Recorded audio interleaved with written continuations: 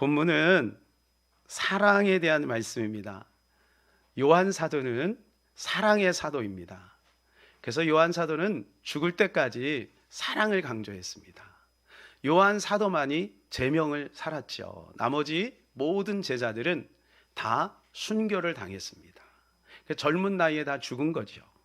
88세에 이르면서까지 그는 설교를 할 때마다 사랑에 대해서 강조를 했어요. 어느 날 사랑에 대해서 시작을 하셨는데 몇 주가 걸쳐서 여러분 사랑하세요, 여러분 사랑하세요, 여러분 사랑하세요, 계속해서 사랑에 대해서 그렇게 강조를 하시는 거예요.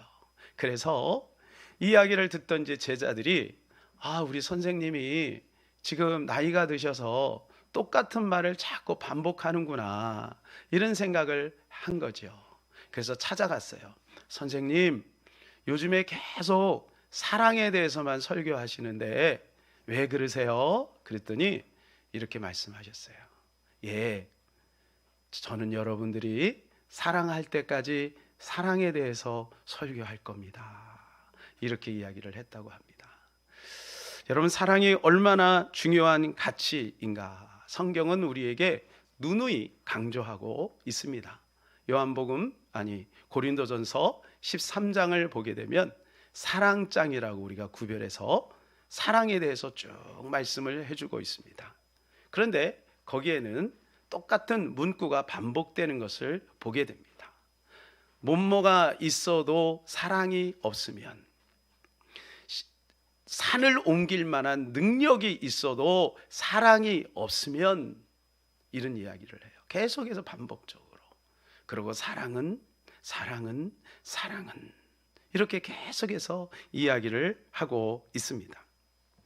고린도전서 12장 31절은 고린도전서 13장 바로 전에 있는 말씀이죠. 고린도전서 12장은 은사장입니다. 그래서 은사에 대해서 쭉 이야기를 하고 계시고, 마지막에 너희는 더 큰 은사를 사모하라 그러면서 13장에서 사랑에 대해서 말씀을 해주고 있는 거예요. 그러니까 모든 은사의 꽃은 바로 사랑인 것이죠. 갈라디아에서 보면 9가지 성령의 열매가 소개되고 있습니다. 그런데 거기에 첫 번째 열매가 뭘까요? 제가 아까 말씀드렸잖아요. 사랑입니다. 베드로후서에 보게 되면 우리가 인생을 살아가면서 정말 추구해야 될 덕목들이 8가지가 쭉 소개되고 있어요. 그런데 최고의 덕목이 뭐라고 소개되고 있을까요? 그렇습니다. 사랑입니다. 그리고 그 다음에 뭐라고 말하냐면, 그 사랑하는 자는 신의 성품에 참여한 자가 된다. 여러분, 인간이 어떻게 신의 성품에 참여할 수가 있겠습니까? 신의 성품이 뭐냐 하면 사랑이다. 그런데 하나님은 이 사랑을 그냥 말로만 하지 않고 우리에게 친히 보여주셨어요. 그것이 바로 독생자 예수 그리스도를 우리에게 주신 겁니다. 그러므로 우리는 예수 그리스도를 믿는다면 우리는 하나님으로부터 최고의 사랑의 선물을 받은 자이지요. 9절을 우리 같이 한번 읽겠습니다. 하나님의 사랑이 우리에게 이렇게 나타난 바 되었으니 하나님이 자기의 독생자를 세상에 보내심은 그로 말미암아 우리를 살리려 하심이라. 하나님이 우리를 사랑하셔서 독생자를 주셨다는 거예요. 독생자를 주셨다. 우리는 평생에 걸쳐서 이 사랑을 받고 있는 겁니다. 뿐만 아니라 7절 8절에 이렇게 말씀해 주고 있습니다. 사랑하는 자들아, 우리가 서로 사랑하자. 사랑은 하나님께 속한 것이니 사랑하는 자마다 하나님으로부터 나서 하나님을 알고, 사랑하지 아니하는 자는 하나님을 알지 못하나니 이는 하나님은 사랑이심이라. 하나님을 알려면 사랑해야 된다는 거예요.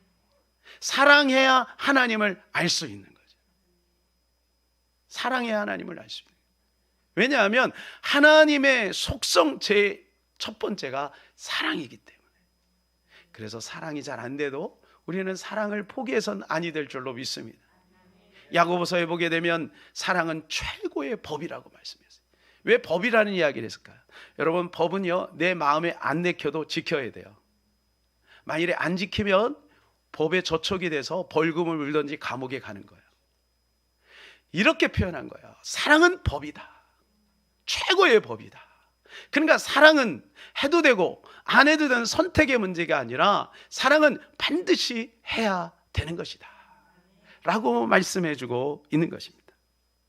그런데 우리가 아무리 사랑을 해도 하나님의 사랑을 다 이해할 수가 없어요. 어떻게 우리가 하나님의 사랑을 다 이해할 수가 있겠습니까? 마치 자녀가 부모의 사랑을 다 이해할 수 없는 것처럼. 근데 이제 결혼해 보면 조금 알죠, 그죠? 결혼해 보면 우리 부모님이 이럴 때 나 때문에 이렇게 힘들었겠구나, 그걸 조금 느끼죠. 김창학 교수가 어머니 얘기를 종종 합니다. 어느 날 그 딸을 너무너무, 이게 딸이 너무 귀엽잖아요, 자기 딸이.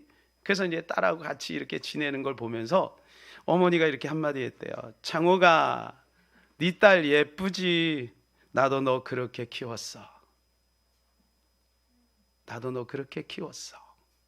예. 여러분, 우리가 부모님의 사랑을 다 어떻게 알 수 있겠어요? 부모님의 사랑도 모르는데 하나님의 사랑은 어떻게 알겠어요? 그래서 우리가 사랑을 포기해서는 안 됩니다. 사랑할 때 사랑의 아픔을 느끼게 되고, 사랑할 때 내가 스스로 안 되는 것을 느끼게 되고, 그러면서 하나님의 사랑을 배워 나가는 것이죠. 일찍이 이 사랑을 몸소 체험한 사람이 있습니다. 그 사람이 누구냐 하면 아브라함입니다. 아브라함은 이 하나님의 놀라운 사랑을 자기의 모든 삶을 통해서 경험을 했어요. 그 유명한 창세기 22장에 보게 되면 이삭을 바치는 장면이 나옵니다. 하나님이 어느 날 자기 아들 독자 이삭을 나에게 바치라는 거예요. 그것도 번제물로. 번제는 우리가 잘 알듯이 각을 뜨는 겁니다. 칼로 쪼개서 내장을 파고, 그리고 다 자르는 거, 뼈마디를 다 잘라서, 그래서 드리는 것이 번제예요. 그런데 아브라함에게 그 아들 하나밖에 없는 독자를 하나님께 번제물로 드리라는 거예요. 하나님, 이 아브라함은 너무 기가 막혔어요. 아브라함은 하나님을 사랑합니다. 그러나 그 아들도 사랑합니다. 그러나 믿음으로 결단을 내리죠. 모리아산으로 올라갑니다. 그는 이제 곧 자기의 손으로 자기 아들을 쳐서 번제물로 드려야 된다는 생각할 때 아마 가슴이 미어졌을 거예요. 왜냐하면 하나님의 명령이기 때문에 아니할 수가 없는 거죠. 드디어 아브라함은 칼을 높이 들고 이삭을 내리치려 하는 순간에 하늘에서 급한 소리가 들렸어요. 창세기 22장 11절 12절입니다. 여호와의 사자가 하늘로부터 그를 불러 이르되 아브라함아 아브라함아 하시는지라. 아브라함이 이르되 내가 여기 있나이다 하매, 사자가 이르되 그 아이에게 내 손을 대지 말라, 그에게 아무 일도 하지 말라. 내가 내 아들 내 독자까지도 내게 아끼지 아니하였으니 내가 이제야 내가 하나님을 경외하는 줄을 아노라. 하나님은 이 아브라함 때문에 너무 감동이 된 거예요. 아브라함이 칼로 자기 아들을 내려치려고 하는 것이 진실이었거든요. 그러니까 내가 조금만 지체하면 이 이삭이 죽겠구나. 그래서 하나님이 외친 거예요. 아브라함아 아브라함아 멈춰. 이제야 내가 나보다 네 독자 이삭을 사랑하지 않고 나를 더 사랑하는 줄 내가 알았노라. 하나님은 아마 이 아브라함이 너무 고마웠을 거예요. 내가 지금까지 아브라함 믿고 여기까지 온 거 참 잘했구나. 왜냐하면 그 전에 모든 사람들은 다 실패했잖아요. 다 실패했거든요. 진짜 중요한 것, 그것 때문에 하나님을 다 놓쳤거든요. 그런데 아브라함은 100세에 난 아들, 그 아들을 하나님 앞에 아낌없이 드리는 거예요. 하나님이 얼마나 기뻐하셨으면 아브라함의 후손을 이 땅에 가장 많이, 이 75억 인구 중에 아브라함의 후손이 제일 많아요. 하나님이 너무너무 기뻐하신 거죠. 이 사건을 통해 아브라함은 깨달은 것이 있습니다. 그것이 무엇일까요? 그것은 하나님의 본심입니다. 하나님이 이삭을 바치라고 한 것은 아브라함을 정말로 사랑하셨기 때문에 이삭을 바치라고 한 것이죠. 하나님은 이삭을 원하는 것이 아니라 아브라함의 사랑을 확인하고 싶은 것입니다. 아브라함은 이 시험을 잘 통과해서 내가 하나님을 이삭보다 더 사랑하고 있음을 하나님에게 보여드린 거예요. 그랬더니 하나님이 이삭도 축복하시고 아브라함을 축복하신 것이죠. 자, 이제 우리도 하나님을 향한 이 큰 사랑을 확인시켜 드릴 기회가 왔습니다. 여러분 보고 여러분 자녀를 번제로 드리라는 얘기가 아니고요. 바로 이것은 전도하라는 겁니다. 전도는 내 아들을 바치는 것과 같습니다. 그만큼 뼈를 깎는 결단과 수고와 헌신이 있어야 되기 때문에, 그러나 하나님이 가장 기뻐하시는 것이 전도이기 때문에 우리는 이 전도를 포기하지 말고 해야 될 줄로 믿습니다. 성경은 전도가 하나님의 최고의 관심을 우리에게 누누이 강조하고 있습니다. 그럼에도 불구하고 제가 여러분들에게 목사로서 전도에 대해서 설교할 때마다 제가 굉장히 부담이 돼요. 왜냐하면요, 전도가 어렵거든요. 전도가 별로 효과가 없거든요. 전도가 안 되는 시대거든요. 저도 마찬가지예요. 전도가 얼마나 부담이 되는지 몰라요. 제가 매주마다 청년들하고 또 일주일에 3번씩 전도를 나가잖아요. 전도를 나갈 때마다 전도가 부담이 돼요. 희한하죠. 전도를 나갈 때마다 전도가 부담이 돼요. 그런데 돌아올 때마다 기뻐요. 돌아올 때마다 기뻐요. 그래서 제가 여러분들에게 부탁을 드립니다. 여러분, 절대로 억지로 하지 마세요. 교회에서 요구한다고 마지못해서 하지 마세요. 단 하나님을 사랑한다면 하세요. 하나님을 정말로 사랑하는 사람은 전도를 안 할 수가 없어요. 전도를 잘한다 못한다 이거는 나중 문제예요. 학생이 공부를 잘한다 못한다 이건 나중 문제예요.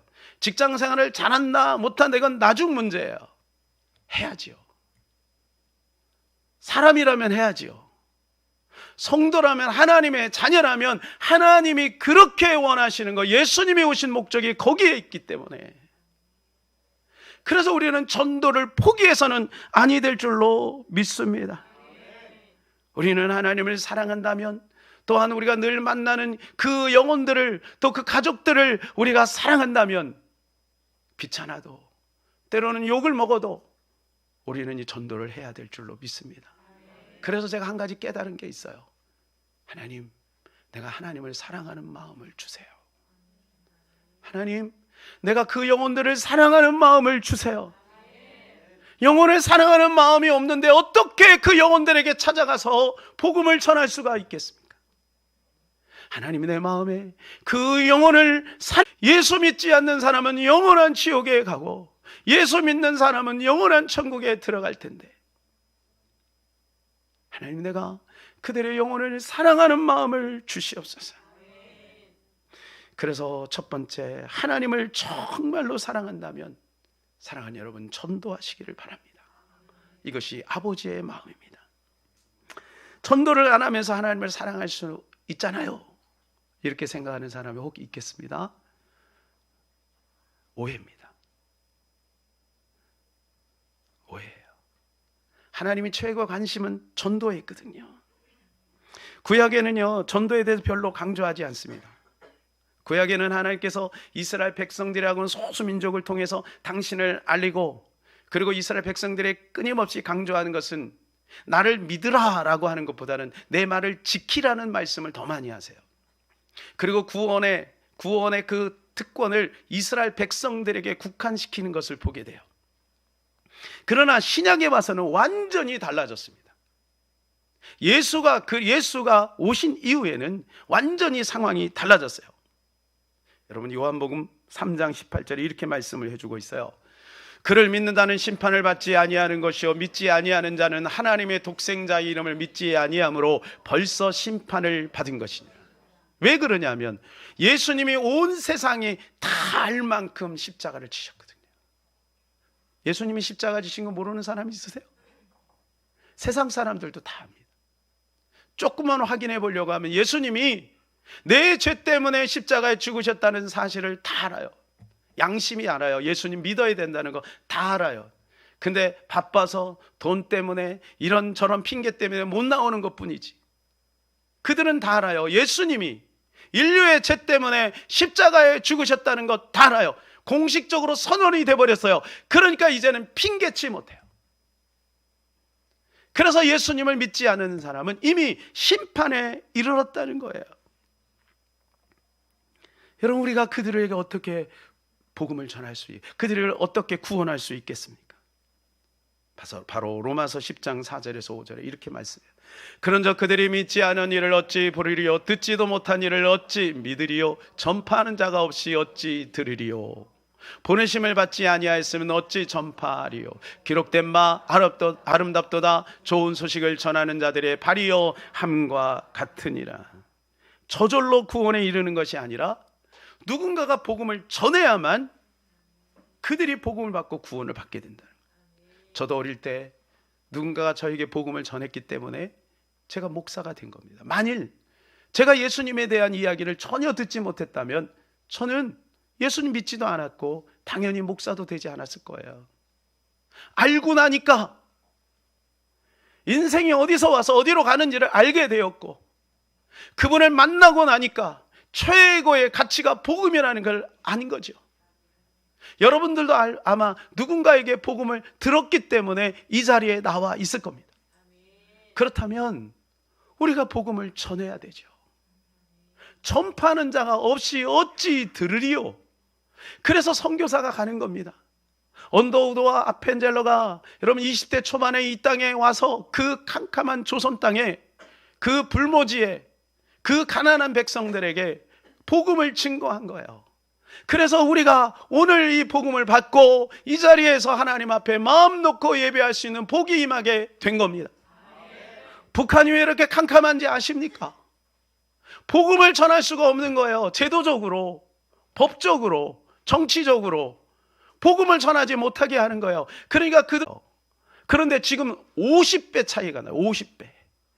차이가 뭡니까? 북한 사람 여러분 얼마나 똑똑한지 몰라요. 똑똑해요. 생활력도 있어요. 그들이 복음이 없는 거예요. 복음이 없으니까 사랑하는 여러분, 우리도 마찬가지입니다. 우리도 이 복음을 가졌기 때문에 우리는 이 복음을 증거해야 될 줄로 믿습니다.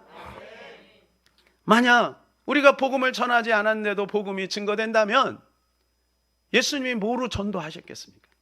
마가복음 1장 38절입니다. 이르시되 우리가 다른 가까운 말들로 가자. 거기서도 전도하리니 내가 이를 위하여 왔노라.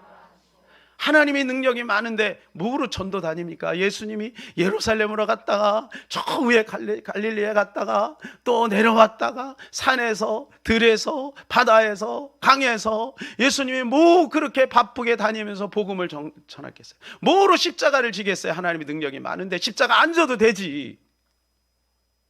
전하는 자가 없는데 어떻게 듣겠습니까? 전해야 복음을 받게 되어 있는 것이지요. 예수님은 한 생명도 심판에 이르지 않기를 원하십니다. 이것이 예수님의 간절한 마음이에요. 요한복음 3장 17절 하나님이 그 아들을 세상에 보내신 것은 세상을 심판하려 하시함이요 저로 말미암아 세상이 구원을 받게 하려 하심이라. 하나님이 예수님이 이 땅에 오신 목적은 그들을 심판하기 위한 목적이 아닌 거예요. 이제는 핑계치 못한 것을 받아들여야만 되는 거예요. 근데 받아들이질 않는 거죠. 주님은 모든 사람이 다 구원에 이르기를 원하시고 계신 거예요. 그래서 예수님은요, 비유를 드실 때마다 굉장히 좀 극단적인 비유를 드는 거예요. 이 극단적인 비유는 뭐냐면 애타는 마음인데 짧은 그 비유를 통해서 뭔가를 설명하고 싶은 거예요. 길 잃은 양 여러분 보세요. 한 마리 양을 위해서 99마리를 두고 한 마리 양을 찾아가는 거예요. 얼마나 비효율적입니까? 얼마나 비효율적. 제가 여러분을 사랑하지 않는 게 아니에요. 우리랑 좀 돌보세요. 밖에 나가 전도할 생각하지 말고. 우리 성도들은 그런 생각 안 하시겠지만, 여러분, 우리 저 밖에 있는 사람들 때문에 주님이 울고 계신 거예요. 기리는 둘째 아들, 첫째 아들은 집에 있잖아요. 얼마나 성실해요. 그런데 길 잃은 그 아들 때문에, 밖에 있는 그 아들 때문에 이제나 저제나 언덕 위에 올라가서 기다리는 거예요. 이 아들 언제 오나. 부자와 나사로의 비유를 보세요. 부자와 나사로. 여러분, 부자는 얼마나 잘 살았어요. 날마다, 혹시 여러분 날마다 잔치하는 사람 있어요? 이 부자는 얼마나 돈이 많은지 날마다 동네 사람들을 다 초청해갖고 잔치를 여는 거예요. 그 정도로 부자예요. 근데 이 거지 나서는 얼마나 가난한지 먹을 게 없어서 그 부자의 집 대문 앞에 앉아가고, 개가 친구야. 개도 자기를 무시해. 예? 개가, 그쵸? 근데 거기서 구걸하면서 먹는 거예요. 그런데요, 한 사람은 천국에 가고 한 사람은 지옥에 갔어요. 부자는 이름이 없고 거지는 이름이 있어. 그러니까 하나님이 기억하는 사람이 누구예요? 예수 믿는 사람. 거지를 기억하는 게 아니라 예수 믿는 사람을 기억하는 거예요. 예수 믿는 거. 아니, 왜 저는 이런 볼 때마다 예수님의 그 비유를, 지옥에 오지 마 그러면서 뭐라 그래? 눈을 빼버려라. 팔을, 그러고도 지옥에 오지 마. 이런 극단적인 이야기를 굉장히 많이. 왜 그럴까요? 너무 안타까운 거예요. 예수님은 아는 거예요. 하늘에서 오셨으니까 앞으로 인생들이 죽으면 어디로 가야 될지를 아는 거예요. 그러니까 너희 지옥에 오면 안 돼. 너희 가족도 지옥에 오면 안 돼. 예수님이 하소연하는 거예요. 그래서 예수님이 이렇게 극단적인 비유를 드시는 거예요. 주님 마지막에 하늘로 올라가시면서 제자들에게 이렇게 부탁합니다. 그러므로 너희는 가서 모든 민족을 제자로 삼아 아버지와 아들과 성령의 이름으로 세례를 베풀어라. 이게 예수님의 마지막 하소연이에요. 우리가 잘 알듯이요, 부모님이 유언한 것은요, 인생에 가장 하고 싶은 말 아니겠어요? 예수님 마지막 순간에 우리에게 유언으로 남기신 거예요. 마지막 부탁이에요. 얘들아, 너희는 온 세상에 흩어져서 복음을 전파해라. 복음을 전파해라. 사랑하는 여러분, 전도는 교회 프로그램 중에 하나가 아닙니다. 전도는 은사가 있는 어떤 사람의 전유물이 아닙니다. 전도는 교회의 존재의 이유고 예수님이 오신 이유인 것입니다. 두 번째로, 정말로 그들을 사랑한다면 우리는 전도해야 될 줄로 믿습니다. 이것이 아버지의 마음입니다. 우리 11절을 같이 한번 읽겠습니다. 사랑하는 자들아, 하나님이 이같이 우리를 사랑하셨은즉 우리도 서로 사랑하는 것이 마땅하도다. 주님이 이렇게 말씀하는 거예요. 사랑하는 자들아, 내가 너희를 사랑했지? 그러니까 너희도 서로 사랑해야 돼. 이렇게 말씀하시. 그런데 10절에 무슨 말씀하시냐 하면 예수님이 화목제물이 되었다라는 말씀하세요. 그러니까 예수님이 왜 너희를 사랑했는지 아니? 그 사랑의 정신을 가지고 사랑해라. 무슨 말인가요? 우리가 부모님에게 추석 선물 좋은 거 드릴 수도 있어요. 추석 선물, 그죠? 우리 친구들에게 오랜만에 만나면 맛있는 거 먹으면 카페에서 이야기하면서 같이 오손도손 행복하게 위로하면서 지낼 수도 있어요. 그러나 그들에게 진짜 필요한 것이 뭔지 아니? 복음이야. 그들에게 진짜 필요한 것은 복음이야. 복음. 14절에 15절입니다. 아버지가 아들을 세상에 구주로 보내신 것을 우리가 보았고 또 증언하노니 누구든지 예수를 하나님의 아들이라 시인하면 하나님이 그의 안에 거하시고 그도 하나님 안에 거하느니라. 우리가 보았다는 거예요. 누구를요? 사도 요한이 지금 얘기하는 거야. 너희는 못 봤지만 나는 봤어. 3년 동안 예수님을 따라다녔어. 그리고 증언하지 않았니?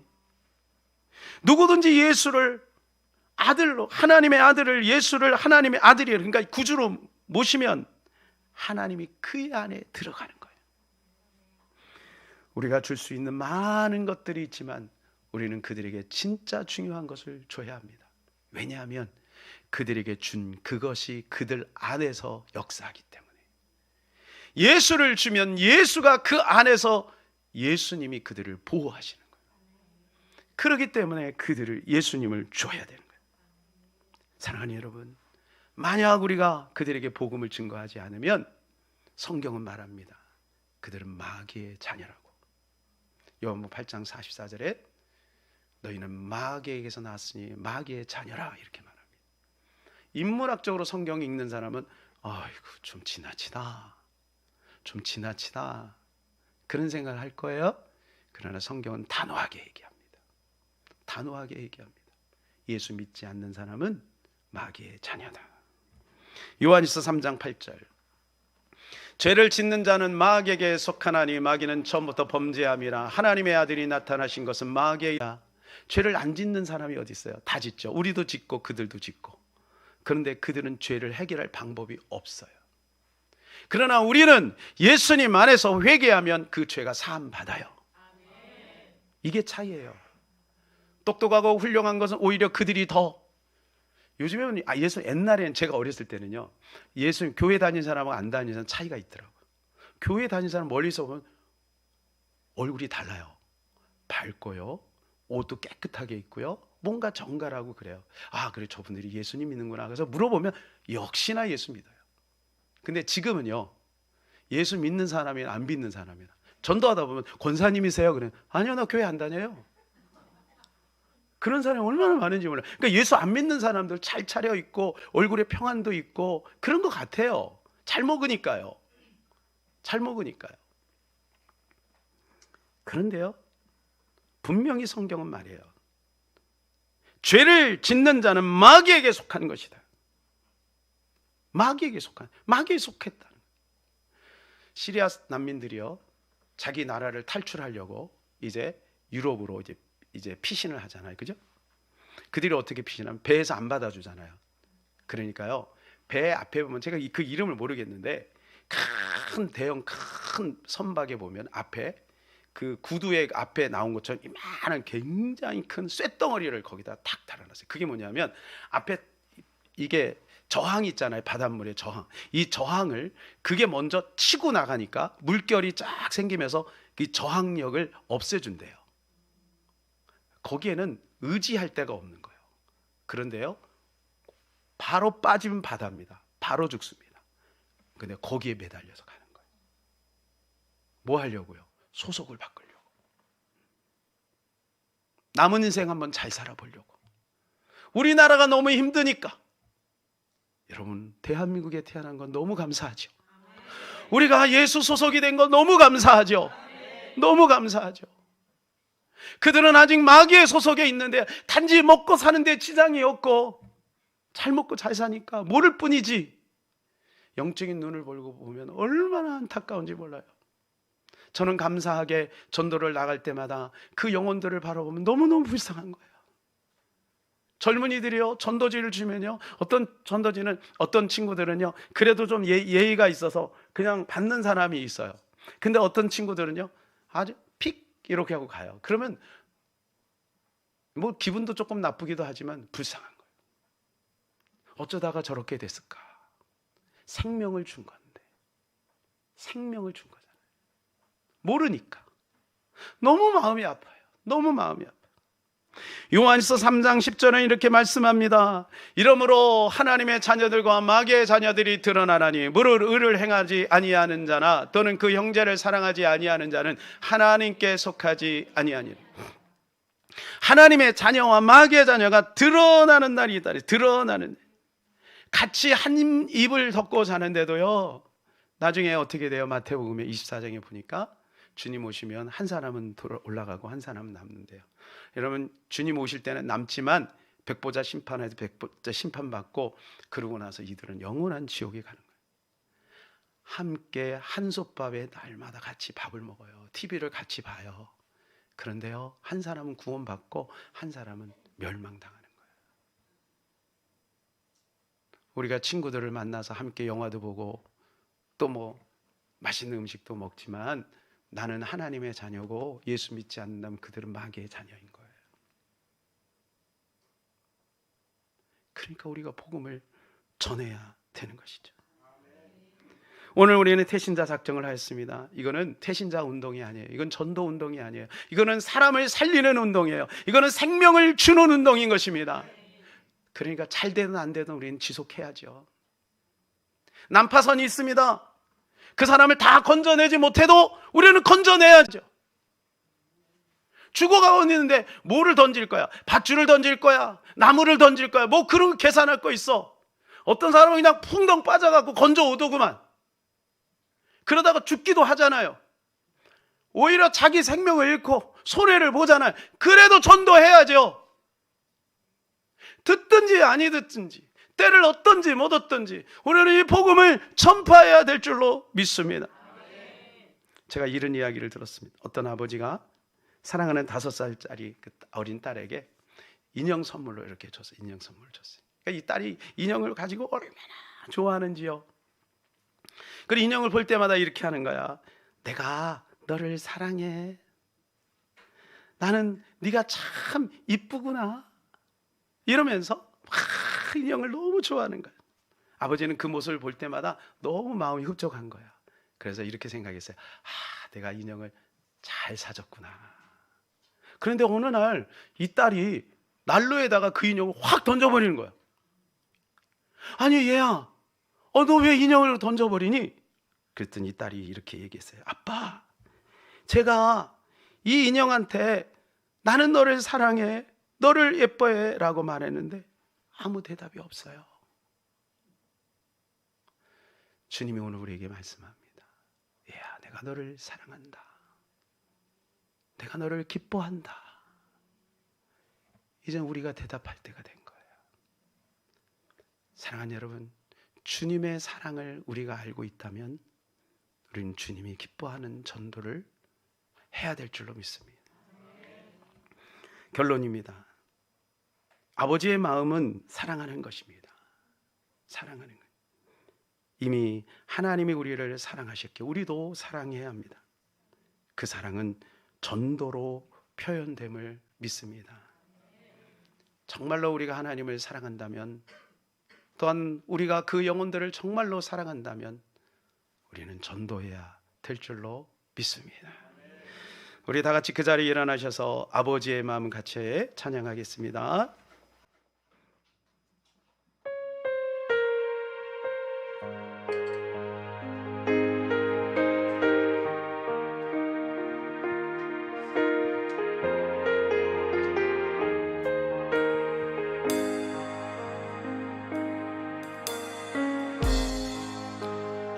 아버지의 마음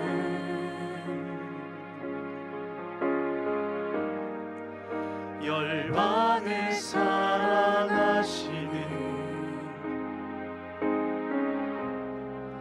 한 영혼을 천하보다 귀하게 여기는 마음.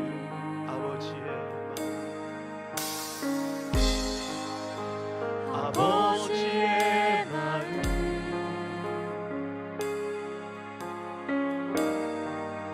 가난한 자 억울한 자 빛이 없는 자들에게 구원의 의를 알리는 마음 가서 전하세. 아버지 사랑 돌아오고 가서 나누세. 가서 나누세. 아버지 사랑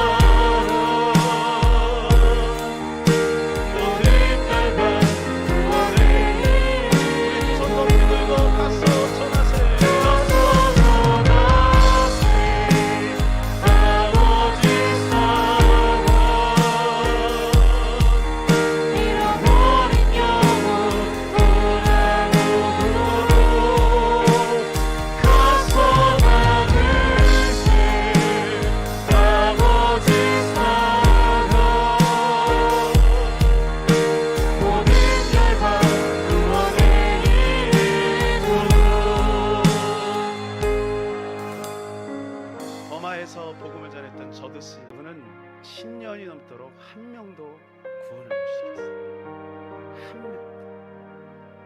얼마나 좌절이 되겠습니까? 내가 이거 제대로 하고 있는 건가? 이런 생각이 들지 않았겠습니까? 그러나 그는 포기하지 않았어요. 포기하지 않았어요. 결국 한 사람이 돌아오고 두 사람이 돌아오고, 그러면서 버마 땅에 복음이 증거됐고, 저드슨이 머물렀던 그 마을에는 굉장히 많은 사람이 복음으로, 말씀으로 교회 다니며 살고 있는 거죠. 사랑하는 여러분, 우리의 수고는 절대 헛되지 않을 것입니다. 하나님 우리를 통해 귀한 일을 이루어 나가실 줄로 믿습니다. 이 시간에 우리가 하나님 앞에 결단하며 기도할 때 하나님이 도와주실 줄로 믿습니다. 성령님이 역사하실 줄로 믿습니다. 은혜 주신 자리 기도합니다. 주여,